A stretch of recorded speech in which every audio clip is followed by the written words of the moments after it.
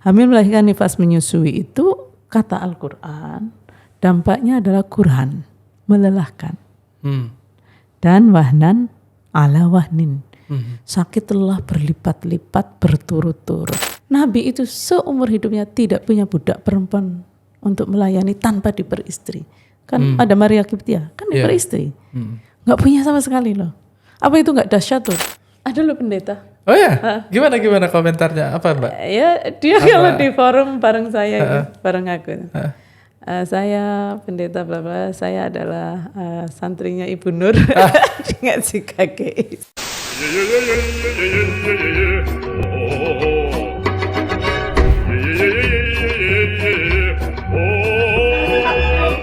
Tentu ada titik berangkat dan menuju cita-cita tertinggi ini perlu dong. Apa cita-cita tertinggi? Itu tadi, mendudukan laki-laki dan perempuan sebagai manusia seutuhnya.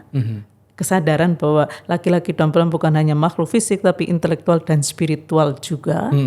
Lalu mendudukan keduanya sebagai subjek penuh dalam sistem kehidupan, berarti dua-duanya nggak ada yang jadi subjek sekunder apalagi objek. Nah ini kan dari titik nol menuju cita-cita tertinggi ini kan gapnya luar biasa. Apalagi cuma 23 tahun. Maka ada target antara gitu. Target antara, jadi di dalam Al-Quran itu ada ayat-ayat yang saya sebut sebagai ayat target antara. Itu adalah ayat titik kompromi antara dua situasi kubu, situasi yang sangat berbeda. Situasi yang ada di awal itu sama yang dicita-citakan itu. Karenanya di ayat target antara itu nanti ada cara pandang bahwa perempuan itu sepersekian dari laki-laki. Misalnya poligami. Misalnya faraid, bagian warisan istri dan anak perempuan. Itu merupakan target antara. Lalu nilai kesaksian perempuan dalam hutang piutang kan separuh juga. Nah itu target antara. Banyak yang separuh di situ. Separuh, kalau poligami bahkan 1/3, 1/4 tergantung jumlah istri. Nah itu target antara. Kalau kita lihat atau bandingkan dengan titik berangkatnya itu sudah dahsyat sekali. Betul. Saya contohkan begini ya, dalam waris nih, perempuan itu kan tadinya harta yang diwariskan, lalu dilarang diwariskan, lalu dijamin separuh dari laki-laki. Separuh itu berapa persen? 50%. 50. Coba saya tanya, kuota perempuan di parlemen hari ini itu berapa minimal? 30. Nah, abad 21 loh. Itu abad 7 Masehi itu langsung 50%. Abad 21 kita hanya bisa 30%. Itu dahsyat banget gitu loh. Jadi dilarang dijadikan warisan, kemudian dijamin separuh dalam, misalnya dalam posisi anak perempuan dan istri ya. Tapi itu antara Mbak ya? Target antara. Karena nanti ujungnya akan ada contoh. Sama. Bukan bagian tapi nanti ya. Aku contohin ini dulu. Enggak sabar ini mau ke sini udah. Sabar dulu. Oke lah, ke sana ya. Target antara itu kira-kira ya. Sebenarnya saya mau contoh lagi poligami. Poligami itu awalnya satu laki-laki boleh menikah dengan berapapun jumlah perempuan asal punya duit kan gitu buat mahar. Lalu dibatasi maksimal 4. Itu kan sudah revolusioner banget gitu. Itu antara. Ujungnya? Dengan syarat, entar dulu, sabar. Dengan syarat adil dan ingatkan adil itu susah kan gitu. Itu ayatnya ada banget. Nah baru nih tujuan final, ini ayat yang ketiga. Itu ayat yang merefleksikan cita-cita tadi. Bahwa laki-laki dan perempuan itu manusia seutuhnya dan subjek sepenuhnya. Contohnya apa? Semua ayat tentang misi. Yang tadi itu, wa ma arsalnaka illa rahmatan lil alamin, atau ya ayyatuhan nafsul mutmainnah irji'i ila rabbiki radiyatan mardiyah. Jadi kemana kita sedang dituntun oleh Al-Quran itu kan supaya kita bisa pulang pada Allah sebagai jiwa yang tenang gitu. Jiwa yang tenang itu kan jiwa yang bersemayam di tubuh yang hanya menghamba pada Allah, lalu membuktikan itu dengan perilaku baik pada sesama makhluk Allah itu misi ya. Jadi ayat misi dan fondasi moral itu sebetulnya ayat tentang tujuan final itu. Makanya dipegang erat-erat kapanpun dan dimanapun. Juga beberapa contoh tadi, misalnya ini ayat wa in khiftum alla ta'dilu wahidatan. Itu kan itu kadang pengen nangis ya. Abad 7 Masehi loh, bayangin gak sih? Abad-abad setelahnya itu perempuan masih dijual loh sebagai istri. Inggris saja katanya awal abad 19, itu kan 12 abad setelah Islam selesai turun. Itu baru membatalkan undang-undang yang membolehkan suami menjual istri. Nah ini abad 7 Masehi kok ada fawahidah itu. Kan dahsyat banget maksudku, mungkin terlalu maju untuk masyarakat, jangankan masyarakat waktu itu, hari ini aja masih tertatih-tatih gitu. Nah maka kita menyebutnya itu, mengapa yang fawahidah itu kita yakini sebagai tujuan final, karena mendudukkan setara gitu. Satu suami satu istri gitu. Saya membuka diskusi itu dulu di Jogja dulu juga. Saya melihat itu juga, proses itu. Ya proses itu dari dahsyat banget loh. paman-paman Nabi yang banyak sekali. Bahkan Nabi sendiri pun sudah dahsyat banget loh. Nabi juga, terus kemudian berhenti di 4. Ini memang ada pengangkatan harkat ya waktu itu dari benda ke manusia, ke subjek. Iya, ke ada subjek proses penuh, subjek sekunder dulu gitu. Nabi Tapi saja. yang belum terjawab memang waktu itu adalah, yang saya debatkan waktu itu adalah, ini ujungnya kan di Quran tetap 4 ya, itu dalil ya gitu. Ada kok sampai fawahidah. Ya fawahidahnya itu wa alla ta'dilu. Oh ini khiftum alla ta'dilu fawahidah. Apa memang di akhir yang dicita-citakan itu memang sama satu ya gitu. Ada itu. Tapi itu satu proses. yang adil loh ya. Iya, satu bukan yang satu adil. isinya KDRT juga, itu bukan cita-cita. Iya. Sebenarnya kan perkawinan yang adil gitu. Oke, itu yang pernikahan. Saya mau ini yang Nabi itu ya. Karena ini banyak disalahpahami. Nabi juga sudah dahsyat loh. Sekali bernabi itu berabad-abad setelahnya itu tetap tak terbatas. Plus budak perempuan. Iya. Nabi itu seumur hidupnya tidak punya budak perempuan untuk melayani tanpa diperistri. Kan ada Maria Kiptia, kan diperistri. Nggak punya sama sekali loh. Apa itu nggak dahsyat loh? Dari tak terbatas menjadi, misalnya waktu beliau wafat kan, kalau menurut informasinya kan 9 istri ada. Nah sekali bernabi itu kenapa cuma 9 gitu? Karena yang lainnya tak terbatas tetap. Jadi itu gerakan juga ada dahsyat sekali gitu. Apalagi tanpa punya budak perempuan, sekali bernabi yang umatnya waktu itu masih punya budak perempuan banyak gitu. Itu tuh dahsyat sekali karena ya kita tahu lah sejarah politik Islam kan Itu Nabi Mbak, makanya sekali itu. Iya, itu masih mengurangi gitu loh dan tidak memanfaatkan gitu. Jadi kan mesti ini yang dicontoh gitu. Makanya Nabi nggak manfaat kalau kita memanfaatkan. Loh, memang berabad-abad setelahnya kan Masih ada. Ya, itu revolusioner sekali. Itu yang pernikahan. Ya, lalu waris. Yang waris. Waris itu di dalam Al-Qur'an ya, ada loh. Ayat yang sama yang yusikumullahu fi auladikum lidzakari mithlu hadzil unsayain. Itu ada bagian ayat yang mengatakan wali abawaihi likulli wahidin minhum as-sudusu mimma taraka in kana lahu walad. Jadi orang tua yang anaknya meninggal punya anak, maka ayah dan ibu itu sama-sama dapat 1/6. Sama ya? Sama persis. Tapi subjek penuh itu bukan soal berapa bagian, bukan itu. Karena orang kan macam-macam kondisinya. Yeah. Tapi bahwa itu dimungkinkan ini artinya apa itu. Nah, ya kalau yang mainstream itu kan ya sudah pokoknya hanya ketika jadi orang tua yang anaknya meninggal punya anak sama, lainnya harus sesuai dengan. Ya, sebenarnya ada alternatif pemahaman lain yang misalnya begini, kayak di KHI itu loh, kompilasi hukum Islam. Itu kan ada pasal yang mengatakan begini, setiap ahli waris boleh musyawarah untuk mufakat setelah masing-masing tahu bagiannya secara faraid. Jadi ada ruang untuk musyawarah menilai siapakah ahli waris yang lebih perlu dukungan harta waris dan siapa yang tidak. Kan ada yang miskin, ada yang kaya. Maka siapapun yang lebih perlu mestinya lebih banyak dari yang tidak perlu. Kalau semuanya perlu, ya siapa dong di antara ahli waris yang punya kontribusi lebih banyak pada harta orang tua. Mungkin waktu itu membantu, yang lain cuek nggak mau tahu gitu.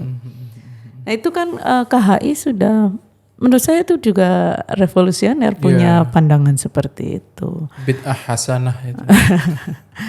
Meneruskan gitu. Tadi kan pertanyaannya apakah mau berhenti di situ atau ayo lanjutkan gitu.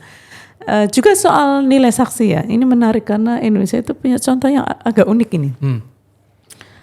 Soal tadi perkawinan juga kan, undang-undang perkawinan menegaskan asasnya adalah satu laki-laki menikahi satu wanita, bahasanya begitu. Satu pria atau laki-laki ya. Intinya adalah monogami, asas perkawinan di undang-undang perkawinan di Indonesia. Lalu soal nilai saksi juga menarik sekali karena dalam Al-Quran di kasus sumpah li'an. Suami menuduh istrinya zina, harusnya kan punya 4 saksi atau istrinya mengaku. Nah ini dua-duanya nggak bisa nih. Tapi suami yakin banget istrinya itu melakukan zina. Maka kan sumpah li'an 5 kali itu. Wallahi istri saya zina. Wallahi kalau saya kan 4 kali. Wallahi kalau saya bohong laknat Allah atas saya. Nah istri itu bisa membatalkan loh sumpahnya suami dengan sumpah juga. Dan 5 kali. Jadi sama-sama 5 kali sumpah itu. Berarti kan setara itu. Karenanya nanti kesetaraan dalam sistem peradilan itu seperti undang-undang peradilan agama di Indonesia. Contoh aja ya, undang-undang peradilan agama di Indonesia itu sejak disahkan itu tidak mensyaratkan hakim agama harus laki-laki. Sejak dulu. Sehingga perempuan bisa jadi hakim agama. Setaranya dalam sistem peradilan itu tidak hanya sebagai terdakwa, sebagai saksi, tapi bahkan sebagai hakim dan ketua pengadilan agama. Sampai jadi kodi. Iya, maksudnya kalau kita cari presidennya ya enggak ada gitu. Tapi pertanyaannya apakah mau melanjutkan atau sudah berhenti di situ gitu. Apakah kalau berhenti di situ kan nanti jangan sampai ya kita punya hayalan bahwa sistem sosial yang diidealkan oleh Islam itu ada sistem perbudakannya karena Al-Quran banyak mengatur kan nanti. Sementara kita bisa juga memahami itu sebagai tadi target antara, yaitu ayat sedang mengatur ketika sistem perbudakan tidak mampu dihapuskan. Jadi kalau kita gagal memahami konteks dan proses melihat itu sebagai proses itu nggak akan terbaca Mbak ya? Nggak akan.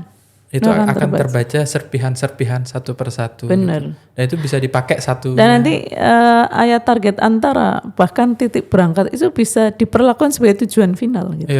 Kalau tidak melihat itu sebagai sebuah proses. Maka dari itu ya melihat Al-Quran sebagai sistem, sebagai sebuah proses, makin yakin bahwa Al-Quran itu lengkap banget gitu loh. Misi ada, fondasi moral ada, contoh ada, cara mengubah, cara berproses ada.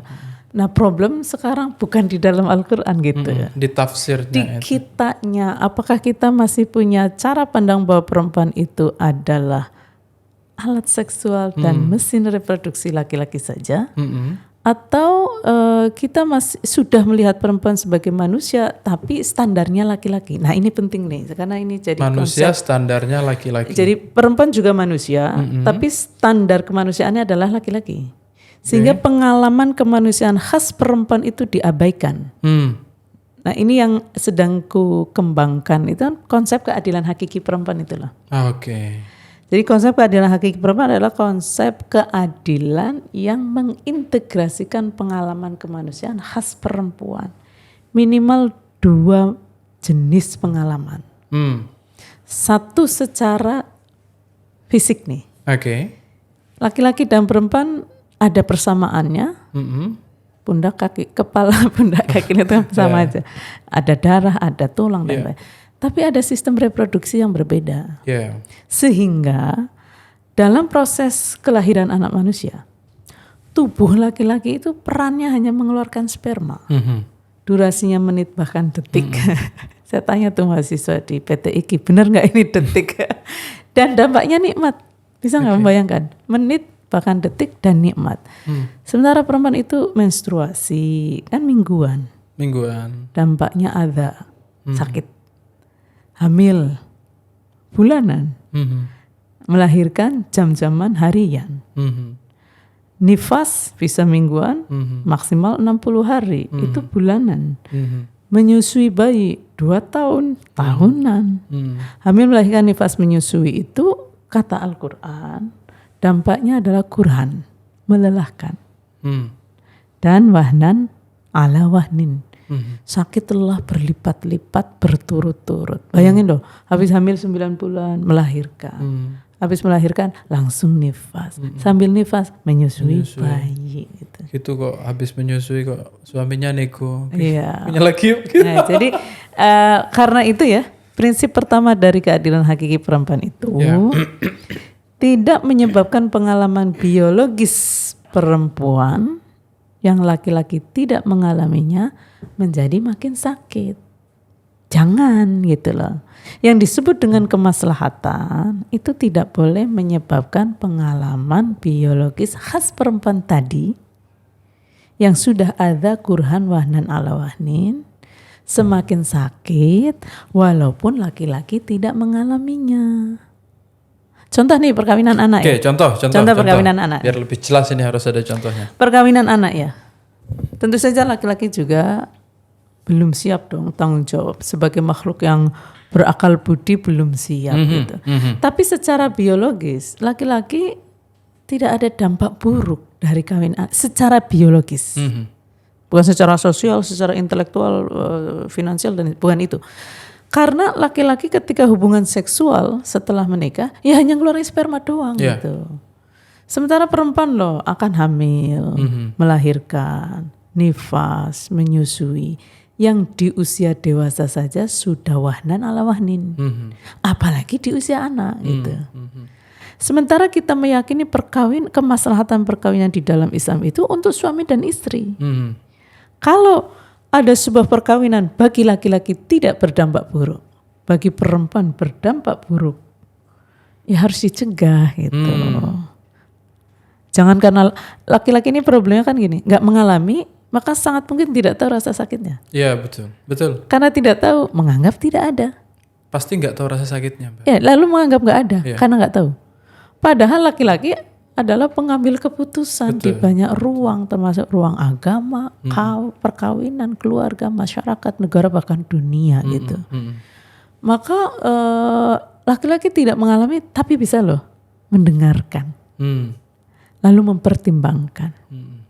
Bahkan perempuan itu mengalami bisa jadi menganggap itu nggak penting. Sudah menganggap itu sebagai ya biasa aja lah, nggak usah lah manja hamil. Kita harus tetap kuat kayak laki-laki itu. Piye wong iki hamil? Harusnya kan dua-duanya empati. Tidak menjadikan orang yang tidak hamil sebagai standar tunggal kemaslahatan yang hamil. Tidak menjadikan orang hamil yang tidak bermasalah kehamilannya sebagai standar tunggal perempuan lain yang kehamilannya bermasalah. Gitu. Jadi intinya sebetulnya adalah jangan jadikan laki-laki sebagai standar tunggal gitu. Kemaslahatan kemanusiaan perempuan. Yang kedua nih, dua saja dari perbedaan yang perlu dipertimbangkan sementara ini. Satu biologis tadi ya. Yang kedua secara sosial. Secara sosial. Karena sistem patriarki memperlakukan laki-laki dan perempuan secara berbeda. Sehingga perempuan itu rentan mengalami kezaliman hanya karena jadi perempuan. Laki-laki kan nggak akan ngalami model kezaliman kayak gini. Kan laki-laki perempuan. Apa contohnya? Stigmatisasi. Cap buruk pada perempuan. Perempuan sumber fitnah. Nah, gimana kalau ngelihat perempuan sebagai sumber fitnah? Maka apapun pertanyaan, bolehkah perempuan melakukan, misalnya ya, naik sepeda, boleh enggak? Sampai boleh enggak perempuan jadi presiden? Kalau cara pandangnya atau asumsi dasarnya perempuan adalah sumber fitnah, pertanyaan apapun nanti jawabannya gini, kalau pasti menimbulkan fitnah, haram. Kalau ada kemungkinan, makruh. Kalau pasti tidak menimbulkan fitnah, boleh. Nah, pertanyaannya fitnah menurut siapa? Gitu kan? Iya, variabelnya. Ya, yang kedua adalah marginalisasi. Marginalisasi itu dipinggirkan. Misalnya gini, maqasidus syariah nih. Hifdzul aqli, menjaga akal. Orang harus sekolah supaya akalnya makin cerdas. Kecuali akalnya perempuan. Perempuan nggak usah sekolah, perempuan diusir dari perguruan tinggi misalnya. Itu kan marginalisasi banget. Itu dikecualikan dari manfaat hidup. Yang ketiga, subordinasi. Perempuan dianggap rendah atau lebih rendah dari laki-laki. Misalnya tadi, cara pandang perempuan, istri sebagai alat pemuas seksual, sebagai mesin reproduksi. Sebenarnya ya laki-laki dan perempuan, suami istri ya silakan hubungan seksual. Tapi hubungan seksualnya harus secara ma'ruf gitu loh, mu'asyarah bil ma'ruf, jangan salah satu pihak hanya dilihat sebagai alat dan mesin gitu. Berarti kan dalam Islam itu sesuatu disebut Islami itu kalau halalan tadi ya, halalan itu kan diizinkan oleh teks-teks keislaman yang otoritatif. 2 thayyiban menggunakan nalar, berarti harus baik. Untuk semua pihak. Thayyib, baik. Thayyib. Lalu ma'rufan, urf itu pantas, secara sosial itu pantas. Contohnya gini nih, perempuan lagi PMS, istri PMS itu kan sakit menjelang mens itu loh. Darah belum keluar, itu halalan secara fikih. Tapi thayyiban apa enggak gitu? Karena istri jangankan hubungan seksual, diem aja kalau PMS itu sakit. Ya, kita juga merasakan itu, Mbak. Cuma laki-laki kan mau istri PMS mau enggak, asal ejakulasi ya akan nikmat gitu. Nah itu yang betapa pentingnya menggunakan atau berrelasi suami istri itu sebagai makhluk berakal budi itu sebenarnya itu. Mempertimbangkan akal dan hati dalam setiap tindakan itu. Oke ya, kekerasan dan double burden. Itu hanya karena menjadi perempuan. Berarti keadilan hakiki, kemaslahatan hakiki perempuan itu adalah tidak mengandung kezaliman pada siapapun atas nama apapun, termasuk kezaliman pada perempuan hanya karena jadi perempuan gitu. Iya. Itu target antara kan itu. Artinya jadi kalau orang masih melihat perempuan manusia.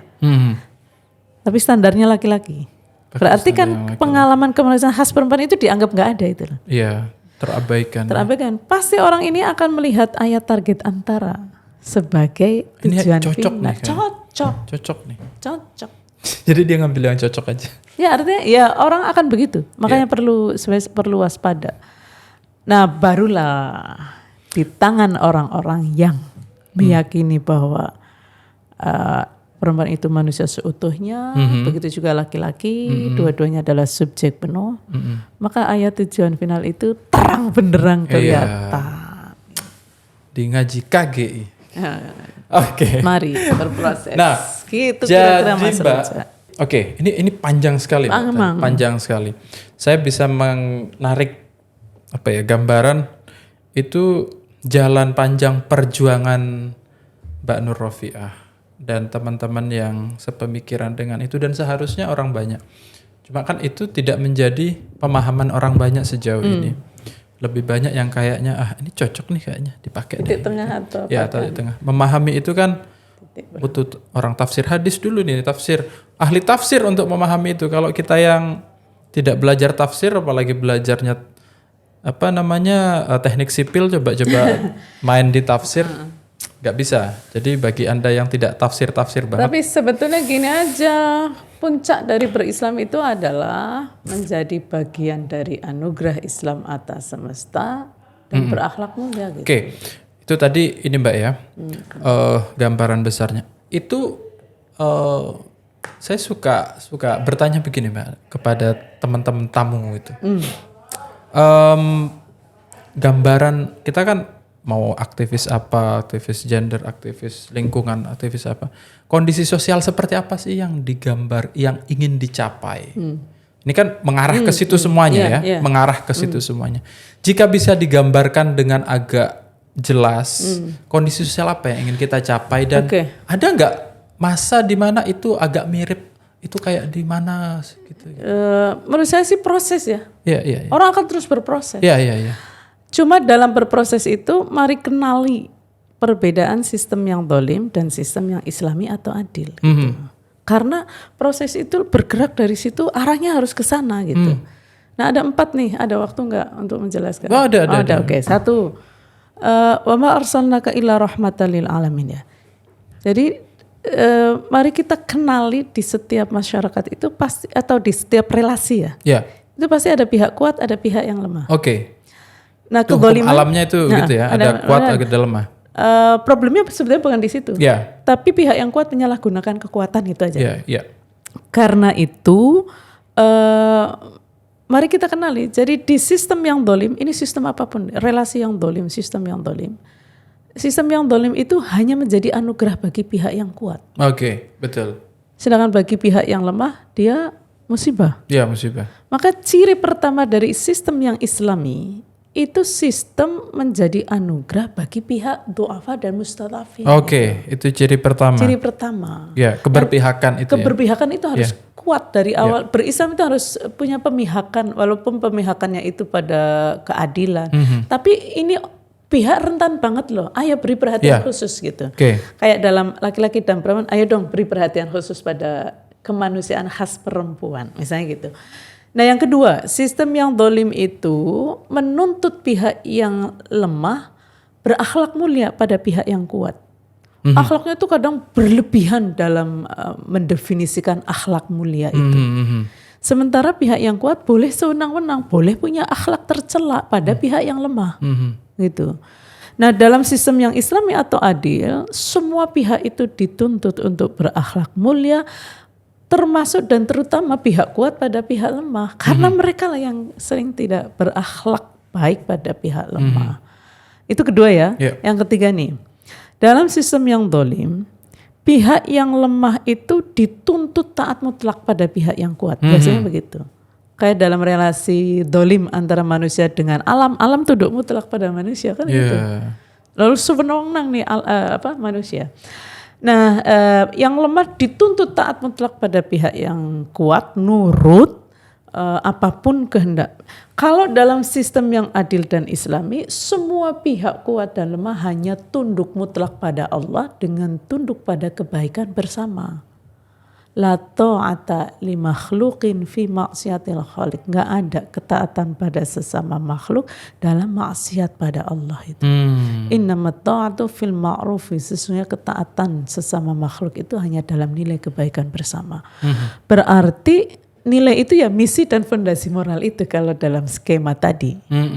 Karena itu dan nilai kebaikan bersama tentu saja ada makna khusus termasuk kebaikan bagi pihak du'afa dan mustad'afin gitu. Jadi ketundukannya itu bukan pada figur tapi pada nilai gitu. Pada ma'ruf itu tadi. Pada ma'ruf, pada macam-macam keadilan, kemaslahatan bersama. Yang terakhir kekuatan atau power itu ya. Kalau dalam sistem yang dolim ini bisa perkawinan, keluarga, masyarakat, negara, macam-macam. Dalam sistem yang dolim power itu dilihat sebagai alasan untuk mewajarkan pihak kuat melakukan kedoliman pada pihak lemah. Bangsa yang kuat menjajah bangsa yang lemah, ya wajar namanya juga bangsa yang kuat. Orang kaya menghina yang miskin, ya wajar namanya juga orang kaya. Mewajarkan. Laki-laki, ya namanya juga laki-laki. Nah itu juga berbahaya tuh. Ya namanya juga laki-laki, wajar kalau dia itu playboy. Nah itu bahaya itu, berarti mewajarkan. Nah di dalam sistem yang Islami atau adil itu, kekuatan diyakini sebagai amanah dari Allah. Bagi pihak yang kuat.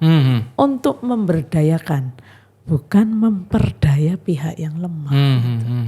Nah itu perbedaannya, maka proses itu harusnya mengarah ke sana. Kalau misalnya situasi seperti apa, ayo lihat pihak du'afa dan mustad'afin deh. Bahwa mereka ikut mendapatkan manfaat dari kehidupan, maka itulah situasinya. Bahwa mungkin di dunia ini sepenuhnya hakiki namanya juga proses gitu. Yang penting kan bergerak menjadi lebih adil. Semakin adil, seadil mungkin, seadil-adilnya sesuai kemampuan kita. Dan jangan salah arah gitu. Dan jangan salah arah. Jangan orang sudah berada di antara target antara dan tujuan final, didorong-dorong ke target antara malah ke mundur lagi. Berangkat gitu, jangan gitu.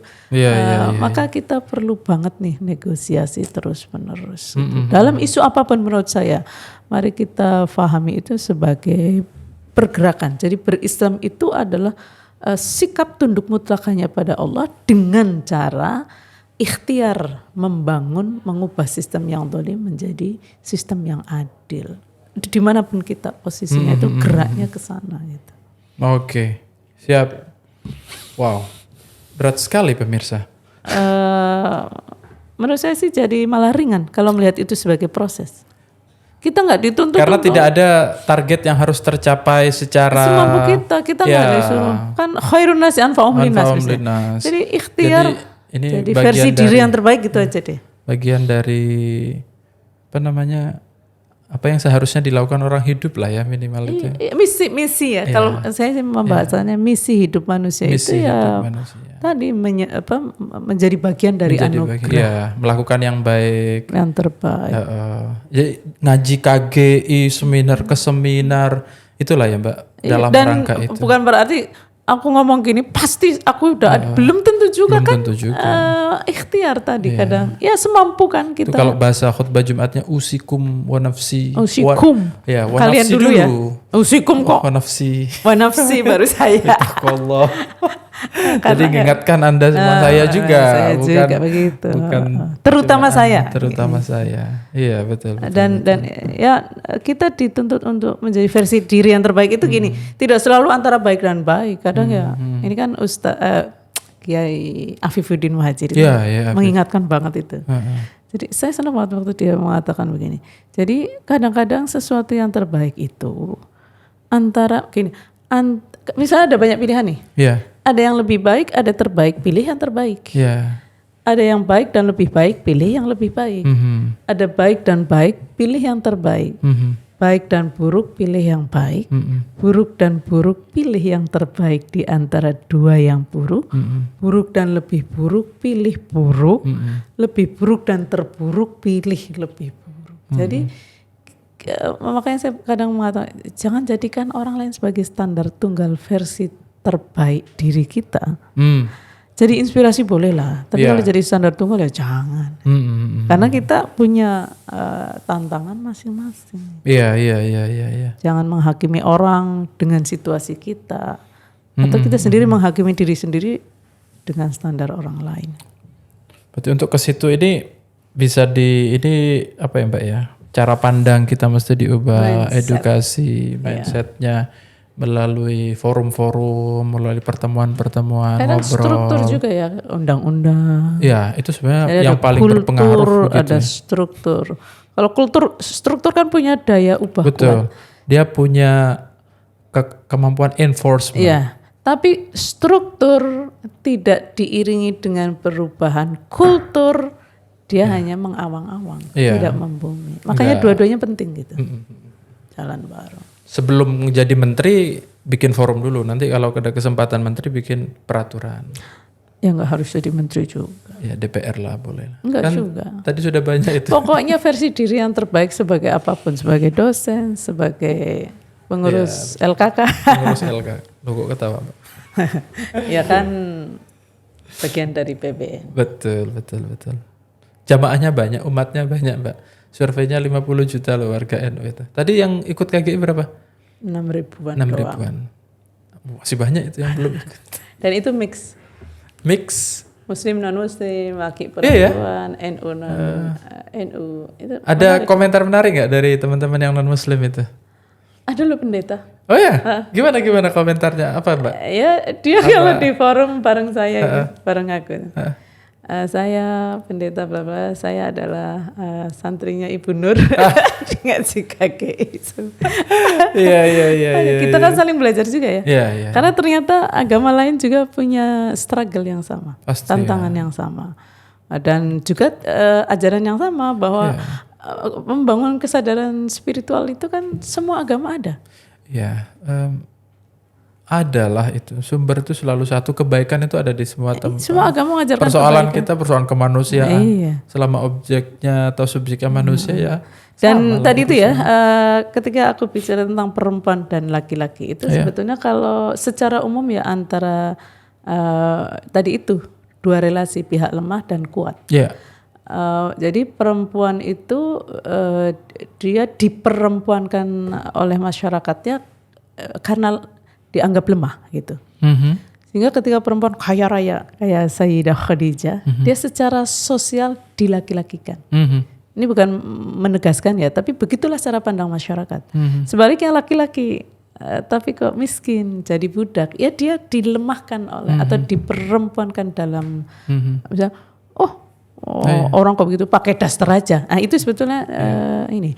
Karenanya betapa pentingnya untuk laki-laki dan perempuan itu sama-sama berproses untuk menjadi kuat, lalu menggunakan kekuatan itu. Tapi untuk memang gini Mbak ya, memberdayakan. kadang-kadang kita berpikir untuk mencapai satu masa di mana semuanya kuat dan setara itu kan nggak mungkin juga. Nggak mungkin. Makanya dan sebetulnya relasi kuasa itu satu, dia tidak tunggal. Tidak tunggal itu kita berrelasi, setiap orang itu ada relasi dengan ini, relasi dengan itu beragam sekali. Mungkin dalam relasi ini saya kuat, dengan relasi si B saya lebih lemah, C saya lebih kuat, D lebih lemah dan seterusnya. Itu tidak tunggal. Power juga beragam. Tidak hanya fisik, tapi juga harta, ilmu, popularitas, kedudukan, dan macam-macam. Sehingga memang kita menyimpulkan orang kuat atau lemah itu harus hati-hati gitu. Yang ketiga, power itu dinamis. Dinamis, betul. Hari ini saya kuat dalam satu hal. Bisa jadi besok enggak. Iya, betul. Orang lain juga begitu. Makanya kan prinsip dasarnya adalah siapapun yang lebih kuat punya tanggung jawab untuk memberdayakan yang lebih lemah gitu. Dalam hal apapun dan siapapun, kapanpun, dimanapun. Iya. Menarik sekali. Ini ya itu. Kita membayangkan yang sangat ideal juga tidak mungkin masa itu tercipta. Karena kita manusia dasarnya memang ada yang kuat, ada yang tidak kuat, tapi membuat kesadaran bagaimana yang kuat itu menciptakan sistem yang berpihak kepada yang lemah. Itu perjuangan kita kan di situ ya. Nanti ada masa di mana perjuangan kita yang sudah agak banyak terus tergerus lagi, turun lagi, terus berjuang lagi gitu. Dinamis kan? Iya, dinamis. Ya betul. Biar nggak stres ya. Kadang-kadang kan kita bikin, ya Allah udah berpuluh-puluh tahun kok masih jalan di tempat. Bisa jadi loh yang panen itu generasi berikutnya. Kita sekarang lagi memanen perjuangan orang sebelumnya. Sebelumnya para pendahulu NU coba. Kalau orang-orang dulu tidak meletakkan batu itu, mungkin masih nggak bisa ngobrol sebebas ini. Apalagi pakai media kayak gitu. Iya. Belum tentu. Ya mari kita lanjutkan. Oke. Mereka sudah memulai, kita melanjutkan perjuangan. Jadi aktivitasnya Mbak untuk itu mulai dari di dosen, di KGI, terus banyak ya aktivitas itu aja. Jangan banyak-banyak juga. Iya. Oke, Mbak matur nuwun atas kehadirannya. Banyak sekali yang kita bicarakan. Terutama tadi yang saya catat adalah yang paling penting itu tafsir itu berbeda dengan teksnya sendiri. Al-Quran. Dengan teks Al-Qurannya, dengan Al-Qurannya. Itu dua hal yang berbeda. Hasil kita mengerti tentang Quran itu bisa jadi salah. Bisa jadi. Tapi bukan berarti Al-Qurannya lalu salah. Iya. Gitu. Itu yang salah itu pengertian kita, bukan Qurannya. Itu memang susah sih. Ya gitulah. Kalau bukan orang belajar Quran. Iya. Iya Mbak, saya tuh suka mencontohkan begini Mbak, sederhana saya mencontohkan itu. Kamu mau nggak dibedah perutnya oleh orang yang nonton YouTube cara bedah bedah perut tuh bilang. Itu sama perumpamaannya. Kamu nggak pernah belajar tafsir, terus sok-sokan mau mentafsirkan Quran hanya gara-gara kamu lihat 1-2 kiai bilang begitu. Mungkin gini ya kalau aku sih. Ya orang akan memahami sesuai kemampuan masing-masing. Iya. Beda dengan bedah itu kan memang fatal Pak. Cuma ayo sadari bahwa itu ikhtiar, itu proses, jangan diabsolutkan gitu. Saya itu statement untuk yang absolut itu yang berbahaya. Iya. Karena biasanya kalau dia tidak belajar, dia akan mengabsolutkan. Absolutnya itu. Iya, justru dia akan kalau dia belajar dia akan rendah hati. Dia akan membuka kemungkinan pada kekeliruannya ya. Dirinya. Jangan-jangan ini bukan yang benar gitu. Apalagi kalau dampaknya ternyata Quran. Ya kan kalau orang sudah baca Quran kan menjadi representasi Tuhan Mbak itu. Enggak juga lah. Jadi Allah kalau sudah. Pokoknya gini aja deh. Apapun yang difahami oleh manusia tentang Al-Quran itu adalah Al-Quran menurut dia. Ya, gitu dan aja. Itu mungkin salah. Dan mungkin benar juga. Iya. Baik Mbak, terima kasih Mbak Nur Rofiah atas waktunya. Kita 1 jam lebih ngobrol ini. Dan obrolannya sangat dalam ya. Saya selama obrolan jarang untuk memotong karena sayang sekali kalau itu terpotong dan konteksnya keluar. Karena ini bagus sekali. Mbak Nur Rofiah aktivitasnya juga sangat banyak, continue di kajian gender Islam dan banyak pemikiran-pemikiran yang didiskusikan di situ, terutama tentang persoalan-persoalan kesetaraan, kekerasan dan seterusnya, dan itu masalah-masalah yang abadi ya, yang perlu kita terus dengarkan, kita perlu belajar terus, terutama tadi karena backgroundnya beliau adalah background tafsir Quran dan itu akan keren sekali karena cara pandangnya nanti dari Qurannya, tafsirnya bagaimana, dan cara berpikirnya gimana. Terima kasih Mbak Nur sekali lagi. Teman-teman semuanya jangan lupa terus untuk tonton acara diskusi kita, talk show kita. Kita jumpa di lain kesempatan. Wallahul muwaffiq ila aqwamit thoriq. Assalamualaikum warahmatullahi wabarakatuh. Waalaikumsalam warahmatullahi wabarakatuh. Terima kasih semuanya.